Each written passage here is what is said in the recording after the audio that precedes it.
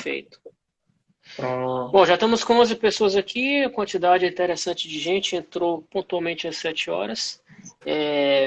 Bem-vindo, Marcelo, bem-vindo a todos.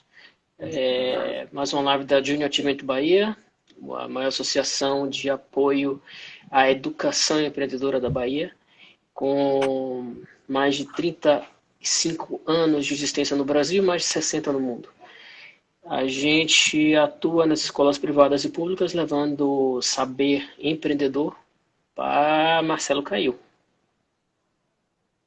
Marcelo desconectou, levando saber empreendedor para jovens cabeças serem o futuro da nação e do planeta. Marcelo, a gente vai conversar hoje com Marcelo Dutra. Marcelo, você caiu por um segundinho aí. Eu acho que está com alguma coisa de conexão. Deixa eu falar com ele. Tá escutando? Leonardo? Tá caindo um pouco, Marcelo. Na verdade, é porque eu estava com um outro dispositivo aqui, entrando em outra conta para poder acompanhar aqui a transmissão. E eu acho que quando eu entrei ali, ele bugou aqui. É possível. Eu estou vendo você em uma conta também e estou na conta da Junior Achievement no celular. Então estou usando duas distintas. Aí eu consigo verificar. Se você entrar com outra, vai travar realmente. Bom, Marcelo é professor universitário da Unifax em gestão empreendedora e inovação e é sócio consultor da Startei, empresa de consultoria, gestão e inovação. Ele trabalha, ou coordena, acho que coordena, né, Marcelo? O centro da Unifax, Centro Unifax de Inovação e Empreendedorismo, que recebeu o prêmio do Sebrae Bahia, ele pode nos explicar direito isso, e recebeu o prêmio do Sebrae Nacional também.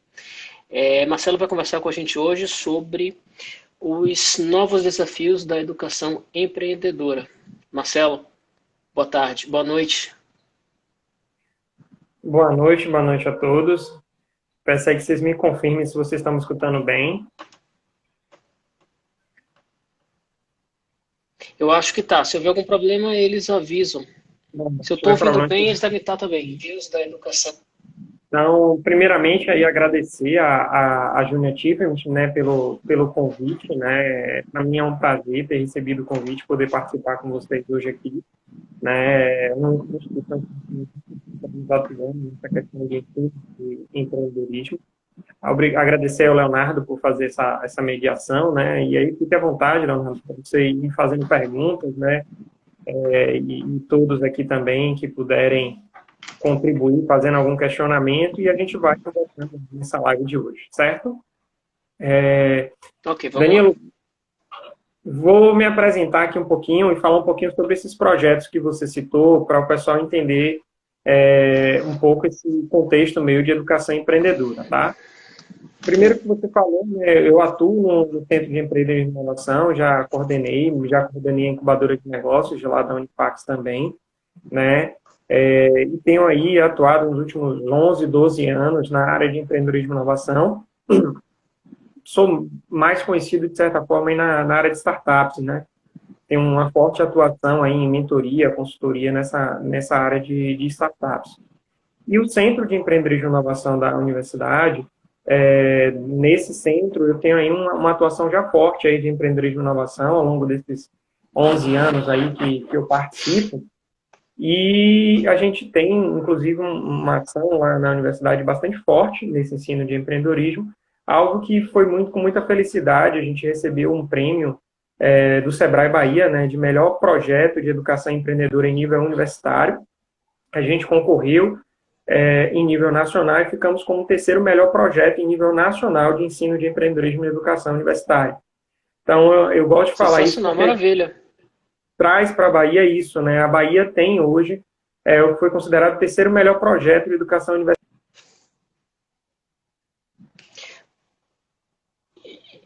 E é bom, para mim isso é um agrado, sendo a Unifax minha aula.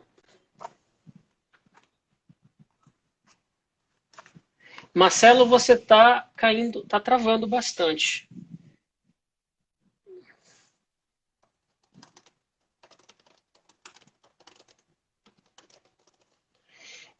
Então, Marcelo nos contava como o projeto A Incubadora, que ele trabalhava, ganhou o Prêmio Nacional do Sebrae, terceiro lugar no Sebrae e melhor Sebrae Nacional e melhor no Sebrae Bahia, uma competição que aconteceu entre as melhores inovadoras e incubadoras mais... Marcelo, tá me escutando?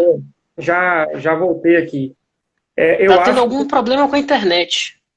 Eu acho que tem a ver com a conexão. Talvez quando você está acessando talvez a segunda conta, talvez isso também esteja atrapalhando um pouco. Não, são contas diferentes. Eu estou acessando a Já de um lado e a minha pessoal do outro. Ah, pronto. Tranquilo. Vamos lá, vamos seguir. Então, eu estava contando, né, do Centro de Empreendedorismo e Inovação da Unifax, né, que foi vencedor aí do Prêmio Bahia e terceiro lugar no Prêmio Nacional. E isso é legal da gente trazer para a Bahia esse prêmio. Dizer que a Bahia também teve outros representantes na categoria aí de ensino básico, ensino fundamental. Então, a gente foi uma comitiva para o evento nacional discutir isso. Tá? E aí, além dessa atuação, eu tenho trabalhado aí no processo de consultoria, onde a gente também desenvolveu a metodologia de ensino de empreendedorismo e inovação para os cursos técnicos do Senai. Tá? Então, a gente teve essa oportunidade, foi bem bacana também, o Senai contratou a gente para desenvolver aí uma metodologia de ensino para que eles rodem aí nos seus cursos técnicos. Então, hoje, todos os cursos técnicos do Senai rodam com essa metodologia. Eu fui convidado também por um semestre implementando a metodologia dando aula. Então, essa é um pouquinho da experiência que eu tenho nessa parte de ensino. De que metodologia é essa, Marcelo? Ela foi criada pela Unifax por vocês ou é um resgate de alguma tecnologia pré-existente? Na verdade, foi criada pela Startei, Empreendedorismo e Inovação, né, empresa de consultoria contratada. A sua empresa? A gente utilizou uma série de metodologias aí que vêm sendo adotadas aí ao longo do mundo todo, né, do ponto de vista de empreendedorismo. Então, a questão de metodologia de modelo de negócio Canvas, prototipação, design thinking, entre outras coisas que têm sido largamente utilizadas em outras instituições. A gente teve um trabalho bem bacana de articular isso de forma que eles tivessem ali no primeiro semestre dos cursos um projeto e no segundo semestre um projeto mais amadurecido. Então, esse tem sido um trabalho que tem muito a ver com o tema de hoje, né, os desafios da educação. As metodologias de empreendedorismo, de certa forma, elas são conhecidas, né, a gente tem elas bastante populares, vamos dizer assim, no mercado. A grande questão aí é como adaptar isso para o nível de ensino, né, principalmente quando a gente fala do ensino básico, né, e as séries iniciais, como adotar isso é um desafio muito grande, tem sido um desafio aí nas escolas, tá? Eu queria também, já para começar, trazer um olhar que é o seguinte: eu não entendo aí o empreendedorismo como montagem de empresa.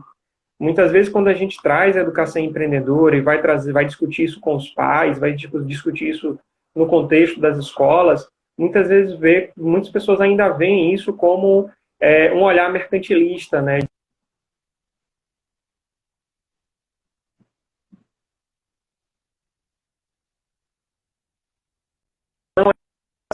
Formar empresários, o que eu acho que é excelente, porque se nós tivermos empresários inovadores, isso é um elemento de grande importância para o Brasil avançar.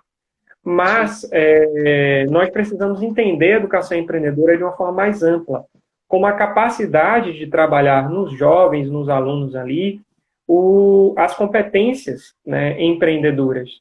Então, ontem eu estava assistindo a live aí do secretário, né, subsecretário Danilo Souza, com César Almeida, uma mediação brilhante. César Almeida é um ativo nessa área de empreendedorismo, né, e educação empreendedora.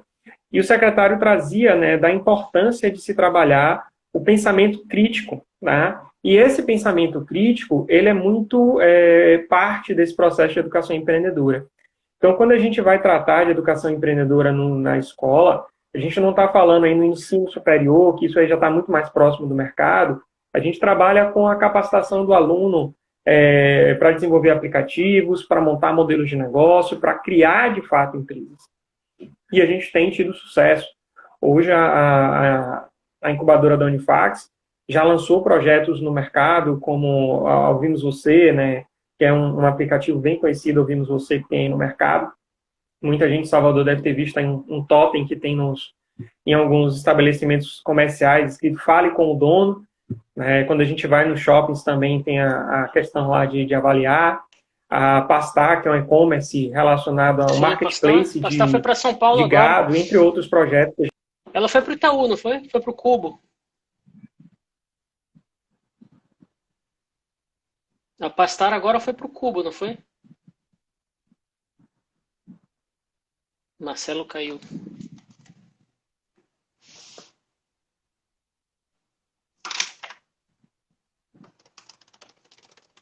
Marcelo já já se conecta.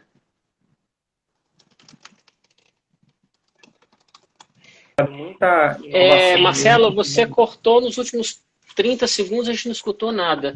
Você falou da Pastar, e eu havia comentado que é uma empresa que nasceu aqui.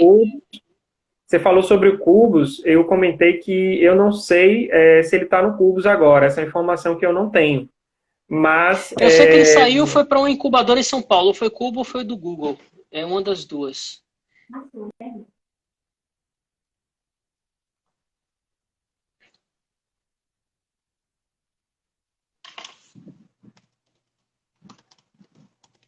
Bom, a Pastar, para quem não conhece, começou como startup aqui em Salvador, na Bahia, digamos assim, e ela tinha como foco trabalhar um problema antigo, que era a compra e venda de gado, foi o projeto inicial deles.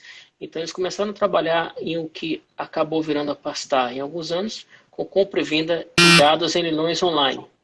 E hoje a Pastar cresceu, expandiu e teve que sair, que aliás, Marcelo, é um problema que a gente tem na cidade. As empresas, quando crescem um pouco mais, elas precisam sair de Salvador para ganhar fôlego, e decolar de vez. É uma tristeza grande que acontece no Nordeste, acontece em todo o Brasil e acaba indo para São Paulo para ganhar um ímpeto nacional e mercados novos. A gente acaba perdendo tecnologia, tecnologia humana até, e perdendo mão de obra altamente especializada. Você está cortando bastante a conexão. Vê se agora melhorou. Eu coloquei aqui no 3G para ver se melhora. Aí você vai me finalizando se está melhor, tá certo? Fechado, beleza. Eu entendi o que você falou, então já complementando, que para mim parece que cortou menos do que para vocês.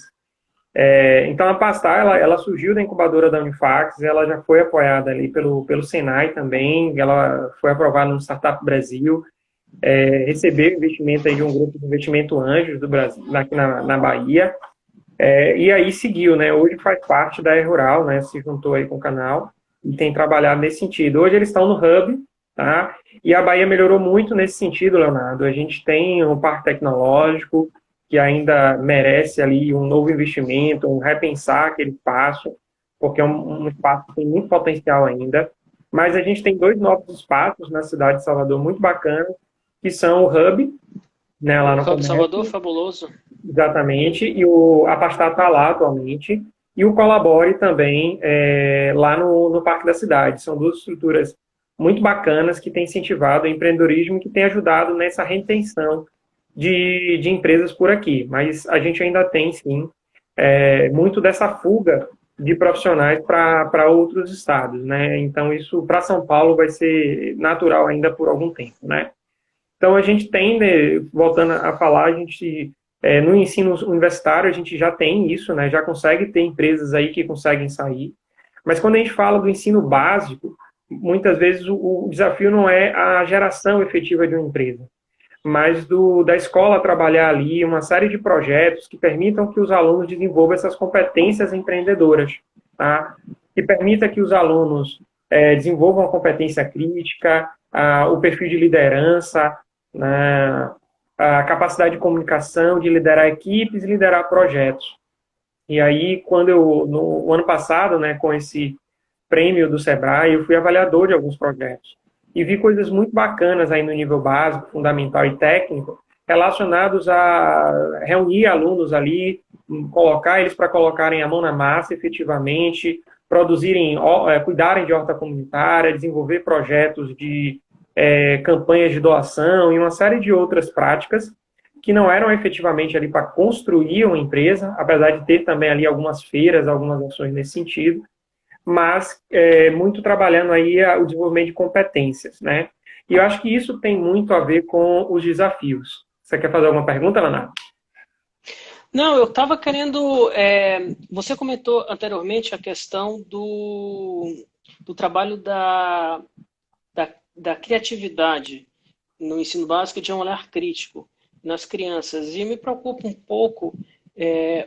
Nós tivemos, eu dei sorte de no colégio ter disciplinas e ter professores absolutamente críticos e que debatiam às vezes mais do que passar a matéria, mas isso foi se perdendo com o tempo. E algumas coisas que eu observo muito são ferramentas que às vezes são utilizadas para facilitar o caso, como é o Exame Nacional do Ensino Médio, o Enem, acabam se transformando em uma ferramenta para escolas se impulsionarem e não educar o aluno. Acaba sendo aquela coisa de que acontecia com o vestibular no segundo e terceiro ano do ensino superior, do ensino científico. Quer dizer, a gente vai ensinar o que cai no Enem e não o que você precisa aprender, o que acaba também acontecendo, a um certo modo, com muitas universidades que querem se promover e não buscam excelência no ensino, como é o caso da Unifax, minha alma mater, e que acabam preparando o aluno para aprender a passar na prova de avaliação da universidade. Como é que você enxerga esse quesito hoje de falta de trabalho de criatividade na sala de aula? Quer dizer, matérias críticas, até mesmo nós não temos um ensino de finanças, está se trabalhando agora, um ensino maior em economia, em finanças, filosofia, por exemplo, é uma matéria importantíssima para trabalhar criticamente o pensamento, sociologia e algumas outras mais, e que nós deixamos a passar e queremos que a criança entre com esse poder. E um povo como é o baiano, que nós sabemos que é, por fato, altamente criativo, altamente capaz e com a capacidade de adaptabilidade tremenda. A gente está, de fato, perdendo muitas crianças, muitos futuros empreendedores, muitos futuros grandes líderes, que às vezes existem apenas por um desafio do meio. Aquela resposta, desafio-resposta que a gente não está sabendo bloquear e ultrapassar a fase seguinte. Como é que você enxerga isso que está acontecendo no ensino básico e como é que está inserido a educação empreendedora essa proposta nova de educação empreendedora que a gente tem no país hoje? Sua pergunta é muito boa, Leonardo. O que acontece, eu acho que são fases, né? A gente vem no modelo pré-ENEM ali, onde a busca pelo vestibular dependia muito. Cada faculdade tinha um programa de vestibular, havia faculdades que trabalhavam competências diferentes, e aí a escola tinha que trabalhar aquelas diferentes competências ali, porque ela não sabia exatamente qual era o caminho que o aluno ia seguir, qual era a faculdade que ele ia tentar, né? Mas, atualmente, o que a gente vê é que com a questão do Enem, isso virou, de certa forma, meio que massificado e centralizado. Tudo é Enem, todo mundo já entendeu mais ou menos ali o caminho das pedras, tá? Então, algumas escolas têm feito justamente esse trabalho de fugir dessa busca exclusiva pelo vestibular e pela formação ali do aluno e tem buscado experiências mais completas. Uma experiência muito bacana, provavelmente vocês vão aí trazer ao longo da própria semana, aí, porque o Daniel Maior, né, que vai falar, provavelmente o case da Marisa Maior, é uma escola que é conhecida aqui na cidade de Salvador nesse sentido, né? Eles têm trabalhado ações de forma muito consistente de educação, de empreendedorismo e desenvolvimento de competências. Então, acho que isso é fácil. Algumas escolas vieram muito nessa linha de aprovação de vestibular, porque isso era super importante, e eu acho que agora a gente começa a mudar. E nesse cenário, a gente tem uma nova base nacional comum curricular, né? Ela vem para trazer novas diretrizes, vem mudar um pouco essa lógica do ensino. Ela é uma base, ela dá diretriz, mas ela não é uma norma que todo mundo tem que seguir. E aí uma série de discussões se isso é uma base nacional curricular ou se é o currículo, mas não acho que cabe a gente fazer essa discussão. No máximo, se tiver alguém que esteja nos assistindo que seja professora, pedagoga aí que vai querer fazer essa discussão. Mas dentro dessa nova base, ela vai pressupor que a gente tem que trabalhar essas competências de tecnologia, de criatividade, de empreendedorismo. Só que o desafio para as escolas, o que boa parte das escolas está se perguntando, é como implementar isso. Porque a base, ela não diz o modelo de implementar.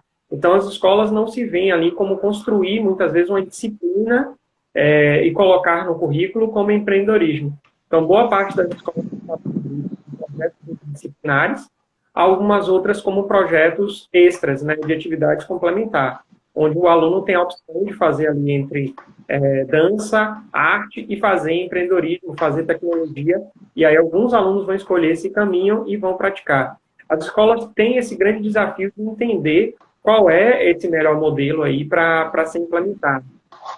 O Sebrae, por exemplo, hoje tem um conjunto de metodologias bastante consistentes no ensino de empreendedorismo, né, consultores também que tenham trabalhado nesse sentido. Eu falo isso tanto como consultor do Sebrae, como também como universidade, a gente conversa muito. E aí, hoje, o Sebrae está, inclusive, com a plataforma de educação nesse sentido disponível. Se uma escola quiser ver algumas técnicas, algumas metodologias de ensino de empreendedorismo, basta colocar Educação Empreendedora Sebrae, né, colocando Educação Empreendedora Sebrae, vão encontrar lá um portal que tem uma série de metodologias de ensino de educação empreendedora. E esse é um outro desafio, né, que é a questão de quais metodologias utilizar. Vai se utilizar uma metodologia formatada, que já roda aí no nível universitário, vai adaptar isso para uma realidade de ensino básico, ou vai buscar desenvolver projetos interdisciplinares que desenvolvam essas competências dentro do processo de ensino básico ali. Então, esses são alguns desafios que as escolas têm vivido aí, né, na sua discussão de como implementar o ensino do empreendedorismo. Eu acho essa discussão bem interessante. Eu participei, escutei algumas por curiosidade mais, debates que aconteceram no Colégio Novo, como chama, Concept, que fica em Patamares, e o modelo de ensino deles, de uma maior aprender a aprender do que simplesmente ensinar por ensinar. E entra no caminho do que você está falando. A gente, se pararmos para pensar, as crianças que estão entrando na escola hoje estarão no mercado de trabalho daqui a 15 anos. Quer dizer, se entrar na primeira série hoje, talvez daqui a uns 15 anos entre no mercado de trabalho. Então, você não pode ensinar uma regra fixa, como acontecia nos anos 50, 60, 70, para algo que nós não sabemos o que vai acontecer daqui a 10 anos. Hoje, a realidade já não é a mesma de dezembro do ano passado. Em 3 meses, nós mudamos a regra, mudamos o mundo. Eu lembro de como era o mundo, qualquer pessoa se lembra pré-atentado de 2001 nos Estados Unidos, as companhias aéreas se readaptaram. O caso da Victorinox é surpreendente. Quase quebrou, teve que se reinventar e se transformou em uma multinacional, uma empresa muito maior do que já era, porque a maior parte das vendas deles estava em área de aeroporto, e acabou que do nada eles perderam a venda porque não se podia embarcar ou vender canivetes em aeroporto. Então se reinventaram, se multiplicaram, quer dizer, aprenderam a aprender a se adaptar ao mercado. Isso que acho que é um grande desafio da educação moderna, e que a gente tem que perdurar e ensinar as crianças, que resgata o que você falou, a questão do olhar crítico, desafio-resposta aos desafios, velocidade de resposta aos desafios do meio, e também criatividade para os problemas que aparecem. Perfeito, Leonardo. E é isso que a gente tem defendido como educação empreendedora, né? Primeiro, abrir a possibilidade de formar os nossos filhos, né? Eu tenho um desafio hoje de ter um filho de 3 anos e tá o tempo todo ali pensando no que tipo de ensino que a gente vai trabalhar com ele, né? Mas, ao mesmo tempo, a gente tem que pensar não só na profissão dos nossos filhos, porque muitas vezes os pais acreditam numa coisa e vão encontrar um filho desejando outra completamente diferente ali do que os pais queriam ou que planejaram, né? O importante é que esse jovem esteja preparado para, na profissão que ele escolher, ele conseguir assumir os desafios. O cenário que a gente tem hoje do Covid, ele trouxe uma série de mudanças. A nossa vida não será a mesma mais depois do Covid, concordo plenamente contigo.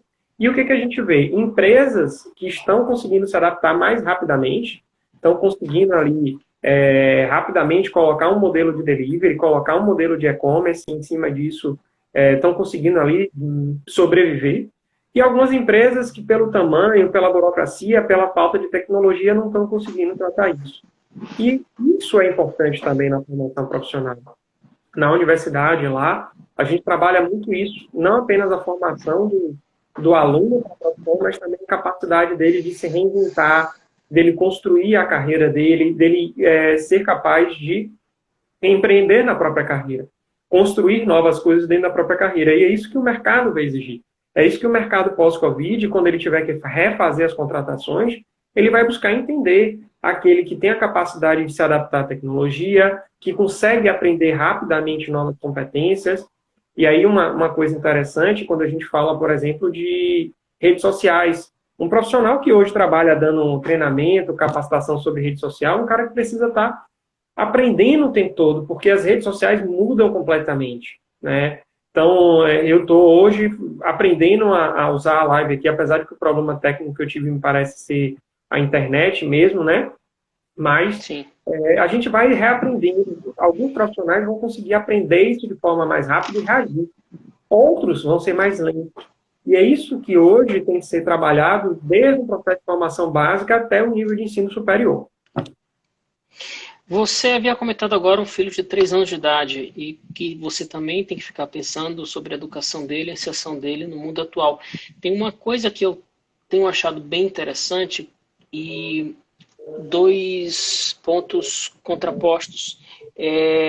Eu tenho lido sobre os grandes gurus do mundo moderno, desde Jeff Bezos até, quer dizer, como ele pensava, até Mark Zuckerberg, como ele trata os filhos dele, que eles preferem, e até os 2 do Google, que eles preferem não expor as crianças até uma certa idade a ferramentas muito modernas como celulares, tablets, muitas distrações, e preferem focar na criatividade e que as crianças brinquem com aquelas coisas, aqueles brinquedos tradicionais, e não focar em outros. Já tem gente que diz que não, que é importante desde cedo você, nessa fase esponja da criança, você inseri-las nesse mundo tecnológico, porque elas vão acabar desenvolvendo e pensando criativamente em um futuro, desenvolvendo coisas mais modernas. Como é que você enxerga isso? Como é que você vem adotando isso com o seu filho?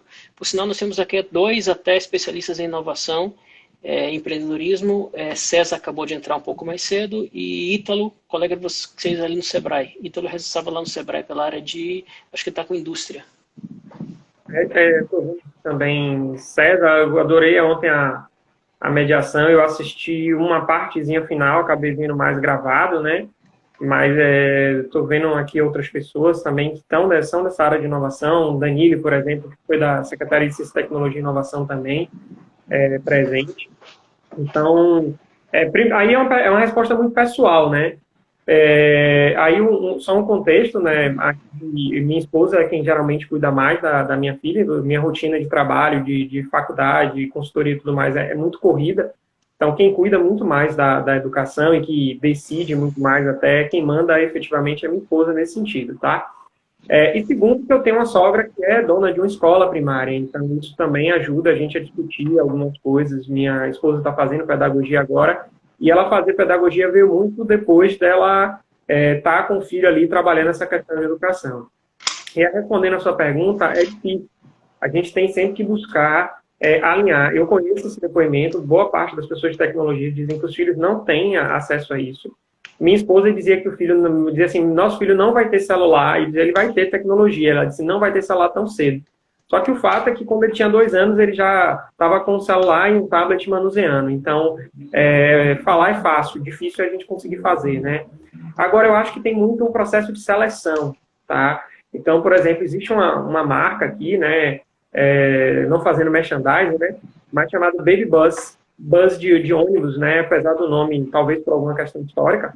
Esse aplicativo é um aplicativo chinês ou japonês, ele tem uma série de aplicativos, né? Todos na mesma linha educacional. Então, você tem aplicativos que ensinam letras, que ensinam cores, que ensinam números, e ele sempre foi incentivado a isso. O fato é que quando ele tinha 3 anos, ele já foi para a escola, ele já conhecia o alfabeto, já cantava as letras em inglês, já sabia os números em português e em inglês. Então, os aplicativos ajudaram muito ele nesse reconhecimento de palavras, de pronúncias e de outras coisas.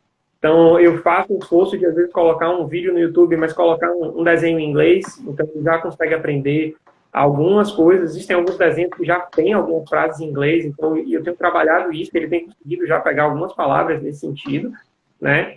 E alguns aplicativos também têm isso. Então, aqui a gente, apesar no primeiro momento a gente achar que não ia usar, ele passou a usar. Tá? E quando esse ano a gente colocou na escola, ficou só 2 meses, infelizmente, aí na escola, né? Mas quando ele entrou na escola, ele parou de usar os aplicativos. Ele parou de usar celular, ele parou de usar tablet. E foi aí criar uma nova rotina, que eu achei bem interessante, né, usando muito pouco dispositivos e assistindo muito pouco TV. Agora, no cenário do Covid, ele voltou a fazer o uso dessas coisas, pediu tablet, pediu celular e a utilizar. Eu acho que isso depende muito da educação do pai e da mãe, mas a minha dica é assim, vai procurar, tá? Se você procurar hoje, tem muita coisa boa, muita aplicação boa, muito vídeo bom, e a criança consegue sim se desenvolver competências em cima disso. Então, como eu trabalho muito com startup de programação, eu penso na lógica. E tem um aplicativo mesmo no Baby Boss que são você tem blocos, você tem que colocar os blocos no lugar, ele tem ali fogo, raio, você tem que colocar o bloco correto, senão não funciona. Então a criança está aprendendo ali, desenvolvendo um pensamento lógico completamente para desenvolver aquilo ali. Então isso é muito bacana. E a gente tem incentivado isso. Então o que eu tenho feito é selecionar. Tenho selecionado bem o que ele vai ver e ele gosta de coisas boas. Ou seja, é tipo um resgate, uma modernização via aplicativo de algumas coisas que trabalham justamente a questão do desafio do raciocínio lógico nas crianças. E aí você acha que vale a pena do que simplesmente ficar, digamos, em YouTube da vida, perder tempo em YouTube, que aliás é um ponto de uma pergunta que eu queria fazer. Eu estava fazendo paralelo, lendo recentemente um romance histórico sobre, na verdade, um romance sobre a história de um antigo samurai chamado Musashi, que você deve conhecer. Ele, em certa fase, ele conta que ele desenvolveu um ponto técnico tremendo, mas não tinha o conhecer filosófico que necessitava para avançar para a seguinte fase.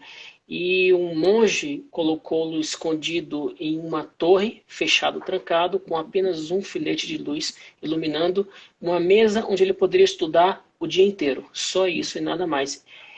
Desenvolveu, estudou, aprendeu e acabou criando o famoso livro dos Cinco Anéis, que é usado na estratégia empresarial até hoje, baseado em parte no Arte da Guerra de Sun Tzu. Hoje a gente tem um fator facilitador absurdo, que é o acesso à informação empreendedora, ao conhecimento do que você quiser saber, mas especificamente ao conhecer empreendedor, a gente tem o Coursera, EDX, Veduca, Udemy e YouTube mesmo de graça. No entanto, temos dois problemas que eu queria que você elaborasse um pouco, como você interpreta isso. Ponto 1. As crianças não buscam esse saber, têm acesso a mais informação do que qualquer dos nossos antepassados jamais teve. Mesmo os que tinham acesso a bibliotecas complexas inteiras, eles conseguem ter mais hoje. Mais fácil, mastigado, direto e envido. Mais fácil de você ler em qualquer canto e conseguir ouvir podcast onde estiver.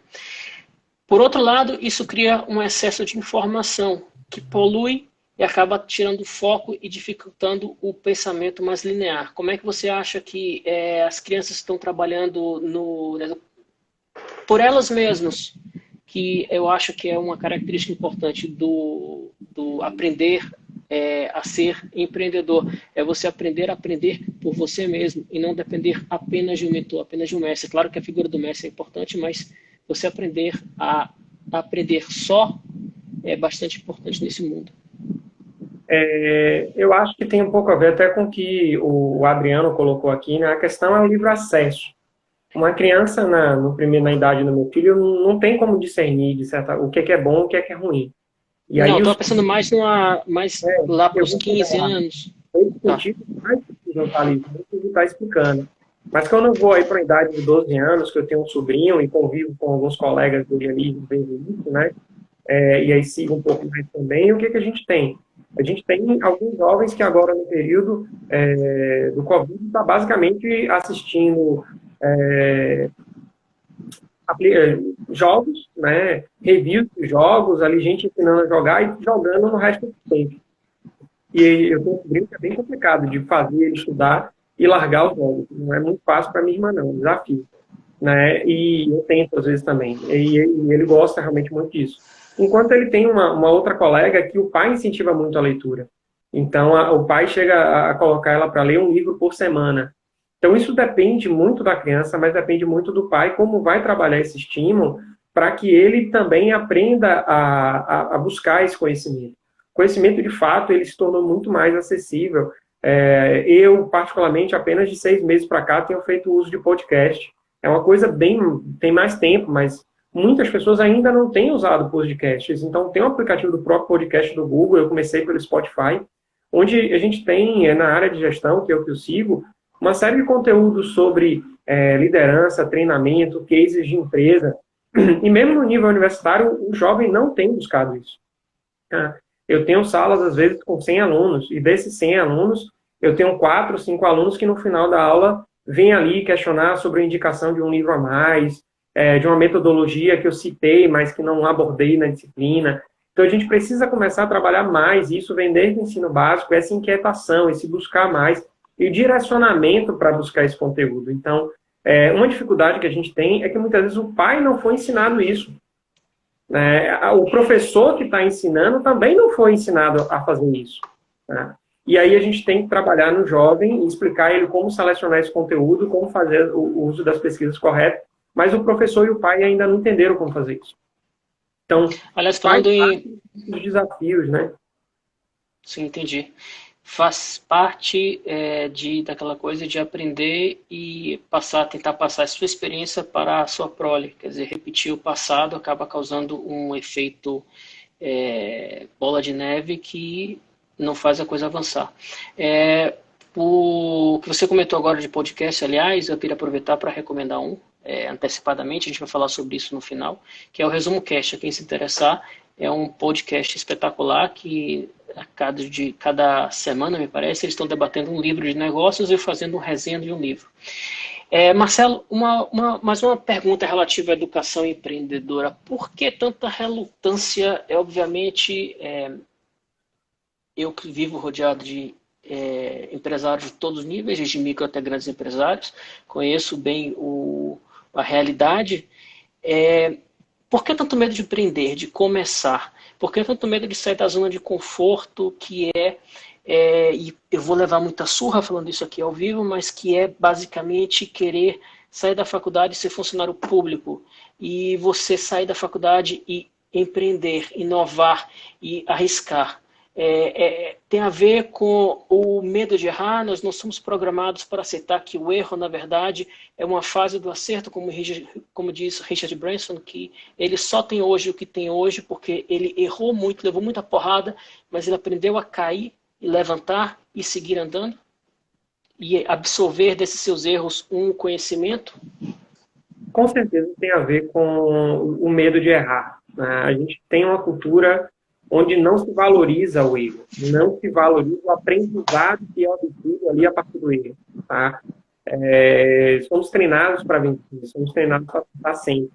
Então, se você está numa sala de aula com 40 pessoas, se você perguntar ou não entender, falar alguma coisa errada, vão ter 39 para te criticar. E essa é um pouco da cultura que a gente tem, e a gente precisa mudar muito isso. Né? Você foi aluno da Unifac, sabe que na Unifac a gente tem muito forte essa cultura do empreendedorismo, e a gente não forma aluno apenas para concurso público, para ser empregado, mas também para gerar emprego, criar novos negócios.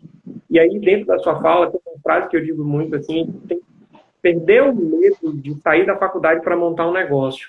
Na verdade, a gente tem que perder o medo de quebrar esse negócio dentro da faculdade. Porque dentro da faculdade, quando a gente pensa um projeto e ele falha, a gente basicamente vai dizer: na época eu era aluno. Olha como é simples. Na época eu era aluno. Enquanto você é aluno, não é um profissional de mercado, é o melhor momento de você errar. E você tem ali o apoio de professores, você tem o suporte de outras pessoas que estão ali colaborando, as instituições de ensino privadas, quase todas em Salvador, têm implementado centros de empreendedorismo, incubadora, coworking, entre outras práticas na empresa júnior, que são práticas que vão ali trabalhar esse conceito de empreender, de empresariamento, de trabalhar negócios, né? Mas a gente precisa começar a trabalhar isso cada vez mais jovem nas pessoas, para elas perderem esse medo. E perder esse medo como eu falei, uma série de competências. Por exemplo, errar, montar um negócio, significa você estar na frente de um negócio. Significa liderar, significa ter capacidade de gerenciar um projeto, significa ter possibilidade de apresentar.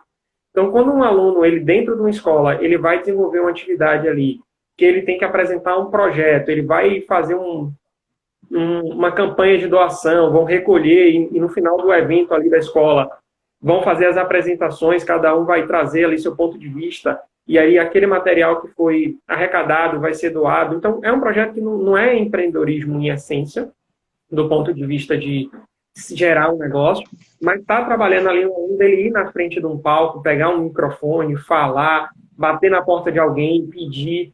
Porque um problema que a gente tem no empreendedorismo é vender. Tem muita gente que não gosta de vender algo, de se vender, de falar que é bom, de falar suas competências. O pitch é importantíssimo nesse meio, né? Aí a gente trabalha muito forte, né, dentro das metodologias de inovação, né, o pitch, né, que é esse discurso rápido, falar em 2, 3 minutos, ser conciso. Muitas pessoas não conseguem fazer. Então, é um desafio para mim aqui na live, eu tenho que responder você, mas de forma curta, para dar tempo de você fazer uma outra pergunta ali, né? Então, trabalhar essas competências todas são desafios para formar um empreendedor. E aí, muitas vezes, quando ele sai da faculdade, ele não se sente capaz, dentro desse conjunto de competências, a montar um negócio. E aí, alguns, para começar, vão buscar as franquias. Que é um modelo mais já formatado, já testado, onde vai ser desenvolvido um conjunto de competências para depois buscar um outro projeto. Algo que eu não vejo como ruim. Eu gosto do empreendedorismo criativo. Tem uma capa de uma revista, se não me engano, veja que eu uso em algumas palestras, que o baiano é muito criativo. A gente pega toda a música, a gente pega carnaval, a gente pega toda a cultura que a gente tem, mas na hora que a gente vai transformar esse negócio, aí faltam outras competências para a gente conseguir desenvolver. E aí o que acontece de fato é que a gente exporta essa criatividade e importa franquias para botar no nosso negócio. Eu acho que isso a gente tem que começar a mudar e começar a usar essa criatividade baiana aí para o negócio. Começa bonito a gente ter mais Aquaromas, Avatins e tantas outras marcas baianas de sucesso, que são franquias nacionais e até com lojas fora do Brasil, não é verdade? Você havia comentado sobre a Pastar que começou no Unifax, nesse centro de inovação que vocês ganharam prêmios estadual e nacional pelo Sebrae. O que é que vocês estão trabalhando hoje de interessante lá no Centro de Inovação do Unifax, que pode vir a se tornar o próximo unicórnio brasileiro? Olha, se tornar um unicórnio, primeiro tem uma série de críticas aí nesse negócio, né? A gente tem trabalhado primeiro a questão da educação empreendedora, né? Muitos projetos, eles não vão dar certo quando eles saem na faculdade, não vão dar certo mesmo que esteja na incubadora, mas a gente tem um processo de formação muito forte. Então, se a gente tem um jovem ali que está montando um negócio na universidade, está aprendendo o que é um pitch, aprendendo o que é um canvas, muitas vezes ele sai dali e não vai, naquele projeto não vai ser o projeto que vai transformar no unicórnio, que vai fazer ele ficar milionário. Mas todo o conjunto de aprendizado dele vai ser utilizado em outros negócios.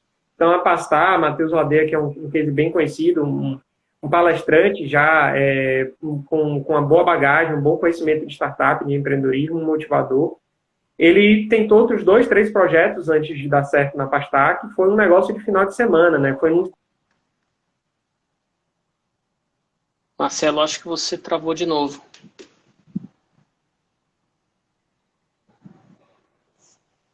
Tá travando. Foi. Você falou que tem um projeto no final de semana.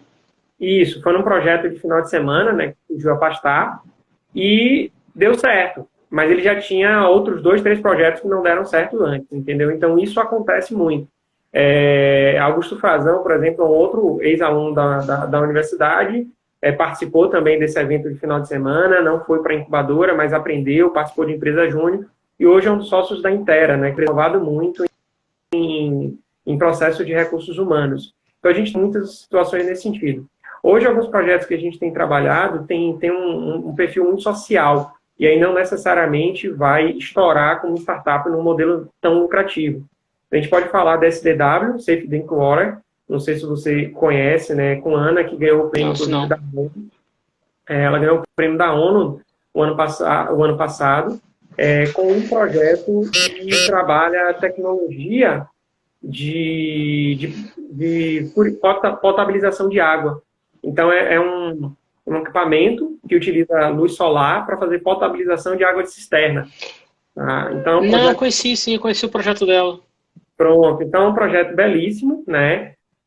Que já tem aí um bom tempo de estrada e agora realmente está conseguindo uma repercussão e tracionar, conseguindo vender mais.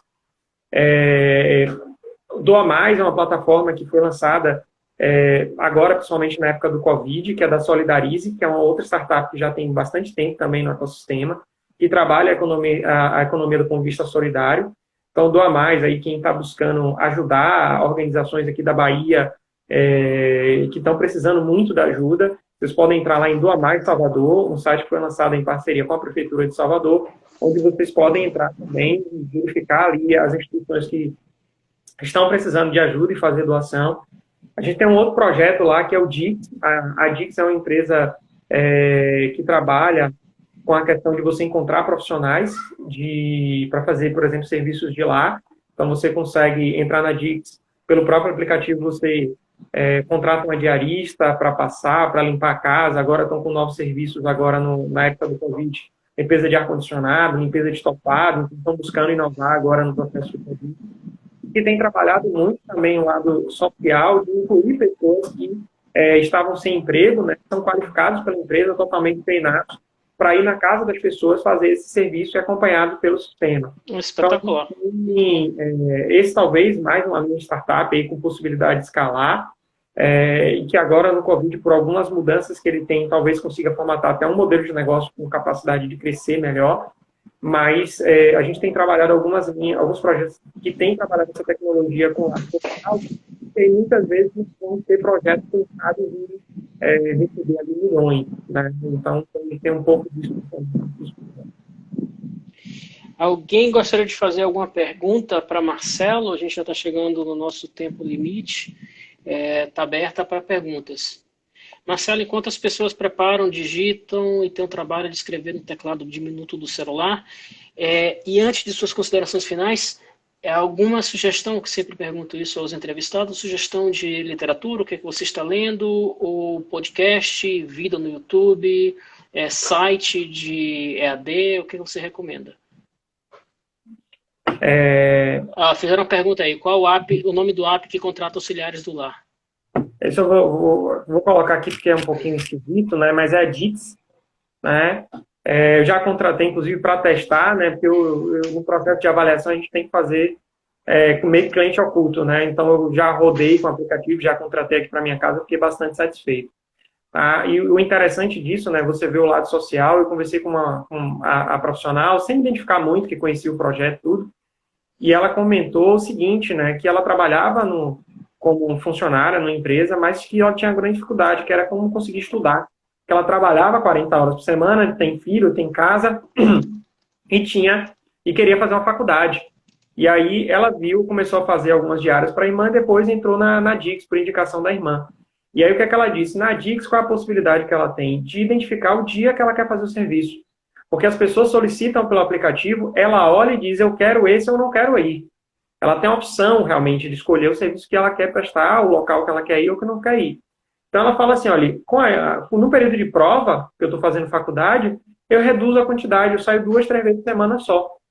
No período que eu preciso de mais dinheiro, eu faço mais serviços. Então, eu passo a ter minha comodidade, quando eu quero viajar com minha família, eu vou viajar.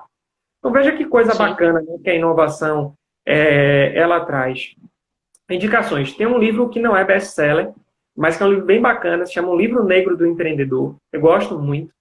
Esse livro, ele começa o livro ali dizendo o seguinte, primeiro que ele não quer fazer um livro científico, não é a ideia do autor. Segundo que ele diz assim, a maioria das pessoas vão falar sobre por que as empresas dão certo. Então, a gente pega na faculdade e começa a trabalhar os cases, né, os casos de sucesso. Ele diz o detalhe é o seguinte, se a gente pega os números aí, a maioria das empresas quebram dentro de 5 anos. Então, por que a gente não fala porque não quebra? E ele vai dizer porque as empresas quebram. Então, o livro Negro do Empreendedor é interessante. Podcasts, eu tenho assistido algumas coisas diferentes. Tem um de resumos de livro agora.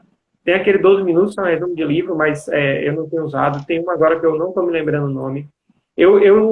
Você falou sobre a questão de ter foco, né? Eu tenho assistido um podcast chamado Autoconsciente, bem bacana, tem um viés bem científico também, que tem me ajudado a controlar a ansiedade e algumas outras coisas nesse sentido.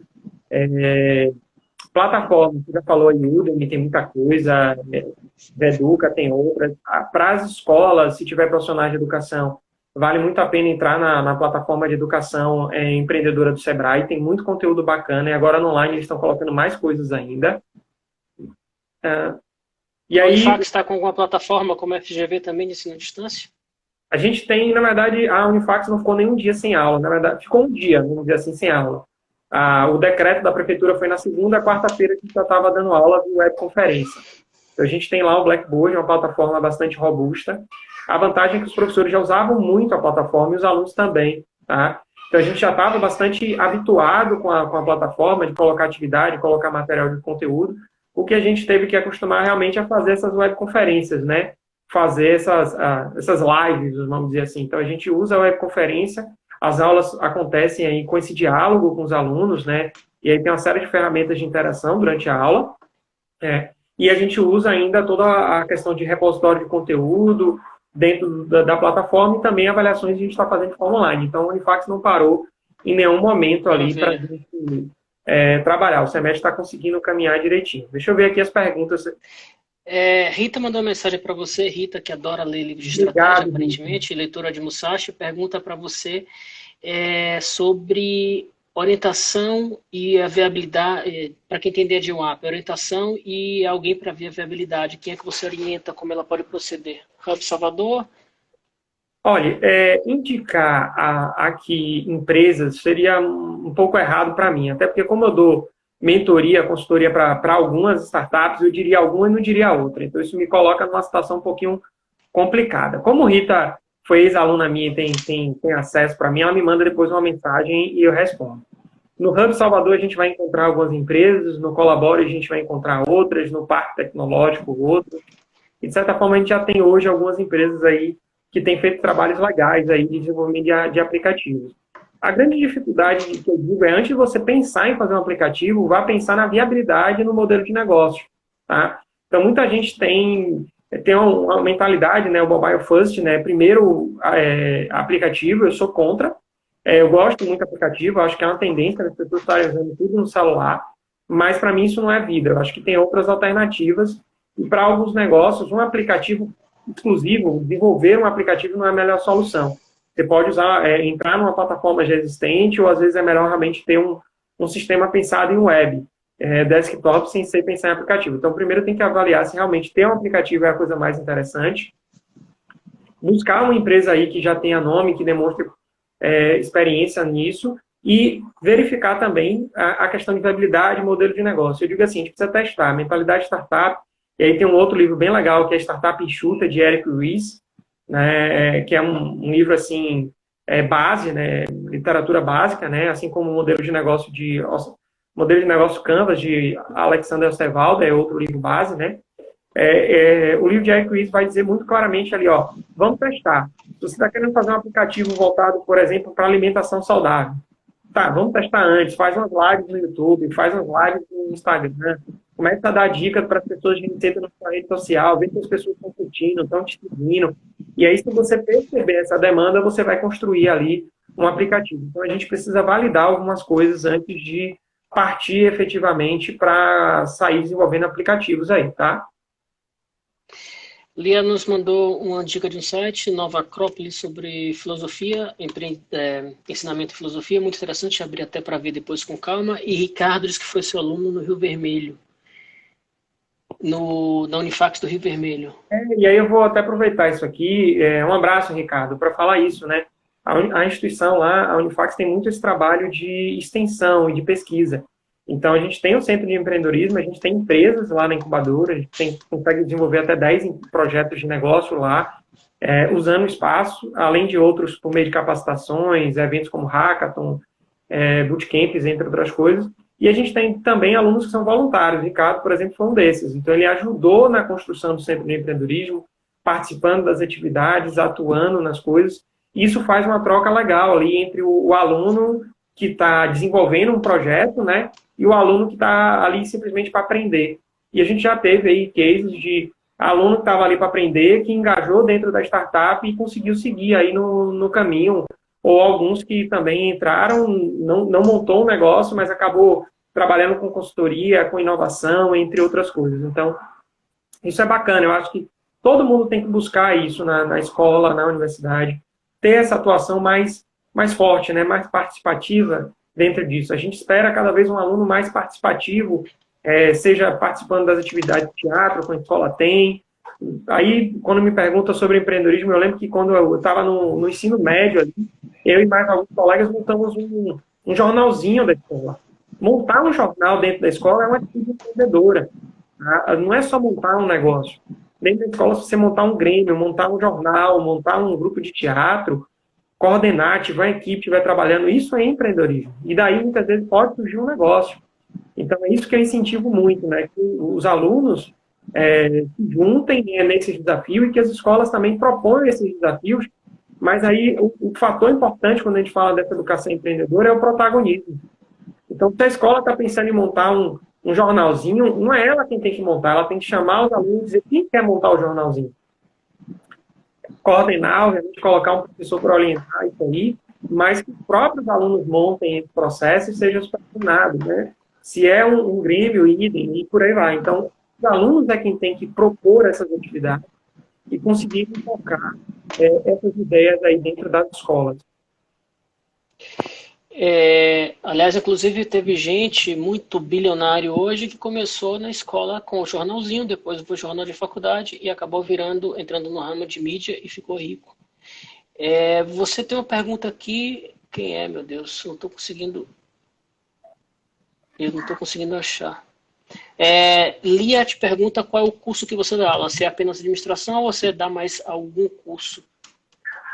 Na Unifacs hoje eu dou aula em administração e diversos cursos de negócio, né? A Unifacs tem um campus na Lapa e aí muitas vezes a gente tem turmas integradas. Então lá, recursos humanos, gestão financeira, marketing, gestão comercial, processos gerenciais. Às vezes eu dou aula para alunos de economia. Na UFBA eu participo de uma pós-graduação lá do EGN, né? Que é um curso voltado para gestão de negócios e empreendedorismo, e eu fui contratado lá para fazer processo de mentoria. Então, veja que a universidade pública também tem inovado, a UFBA tem conseguido inovar, mostrando mais uma vez a liderança que ela tem nesse sentido de pesquisa. Então, a gente tem um curso... Marcelo, eu recebi aqui, desculpa cortar, a gente só tem 5 segundos para falar, o Instagram vai me cortar exatamente agora. Então, eu quero agradecer a sua participação, agradecer a participação. Marcelo, só queria lhe pedir desculpa, a gente conversou com tanta desenvoltura que acabei não percebendo que tinha passado em uma hora e não sabia que existia um tempo limite do Instagram. Apenas para você fechar o seu pensamento. Agora. A gente vai aprendendo com essa limitação tecnológica. Então, só para você dar uma arrematada final, eu agradecer a presença de todos, agradecer a sua também e... cortou. Você quer fazer mais alguma consideração final?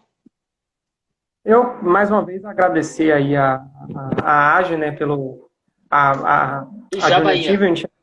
Jabaía, né, pelo convite, né, e você pela mediação. Realmente o papo foi bem legal, a gente acabou não percebendo o tempo correr aqui, né, mas agradecer também aí as pessoas que estiveram aí presentes, né, que mandaram aí suas perguntas e que foram dando seus feedbacks aí durante a apresentação, né. Agradeço mais uma vez e, mais uma vez, se precisarem aí de mim, alguma coisa que a gente puder ajudar nesse sentido de trabalhar a educação empreendedora, essa para mim é uma bandeira, algo que eu acredito muito, defendo muito, e sempre que puder colaborar, ajudar aí, tamo junto, né, para a gente poder fazer isso aí. Fechado, maravilha, eu agradeço o tempo dispensado, como você falou, uma hora passou, a gente nem sentiu conversando, nem deu para perceber que foi tanto tempo. Então, reforçando, a gente é da Junior Achievement Bahia, uma empresa que já está uma associação, uma organização que já está há mais de 60 anos trabalhando com o empreendedorismo do jovem no mundo inteiro e há mais de 30 no Brasil. Trabalhamos com voluntariado em escolas públicas e privadas para ensinar o saber empreender e o aprender a empreender às crianças. Então, quem não for voluntário ainda, junte-se a nós, entre em contato pela Jabaía no Instagram. Alguns da nossa equipe vai entrar a responder a vocês, ensinar como é que a gente pode ajudar a preparar vocês para ensinar as jovens mentes a estarem mais preparadas, mais bem preparadas para passarem por Marcelo na idade mais adulta. Obrigado, Marcelo. Obrigado a presença a todos. Uma boa tarde e até a próxima. Tchau. Até. Tchau. Tchau.